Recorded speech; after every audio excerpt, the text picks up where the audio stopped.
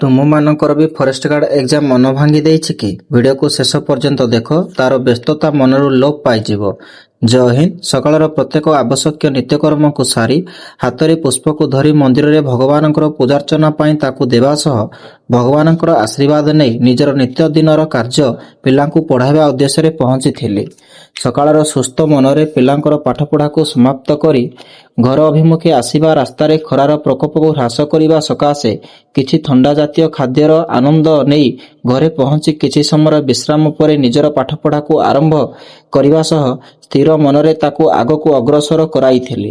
ଲକ୍ଷ୍ୟ ହିସାବରେ ପଢ଼ାକୁ ସମାପ୍ତ କରି ଶାରୀରିକ ସୁସ୍ଥତା ସକାଶେ ଶାରୀରିକ ବ୍ୟାୟାମ ପାଇଁ ଉପଯୁକ୍ତ ସ୍ଥାନରେ ପହଞ୍ଚି ତାକୁ ସମାପ୍ତ କରି ଘରେ ପହଞ୍ଚି ସନ୍ଧ୍ୟା ସମୟରେ ଉପଯୁକ୍ତ ସ୍ୱାସ୍ଥିକ ଖାଦ୍ୟ ଖାଇ ପରବର୍ତ୍ତୀ ପଢ଼ାକୁ ଆରମ୍ଭ କରିବା ସହ ତାକୁ ସମାପ୍ତ କରି ଆଜିର ପ୍ରତ୍ୟେକ ସ୍ଥିର ଲକ୍ଷ୍ୟ କାର୍ଯ୍ୟକୁ ସମାପ୍ତ କରିଥିଲି। ଫରେଷ୍ଟ ଗାର୍ଡ ଏକ୍ଜାମର ପ୍ରତ୍ୟେକ ଭୁଲର ସମାଧାନ, କାରଣ ଓ ଫଳାଫଳ ସମ୍ବନ୍ଧୀୟ ସମ୍ପୂର୍ଣ୍ଣ ଭିଡିଓ ୟୁଟ୍ୟୁବରେ ଅପଲୋଡ ହୋଇସାରିଛି। ଯଥା ସମ୍ଭବ ଜଲ୍ଦି ଦେଖିବା ସହ ନିଜର ମତାମତ ନିଶ୍ଚିନ୍ତ ଜଣାଇବେ। ଜୟ ହିନ୍ଦ।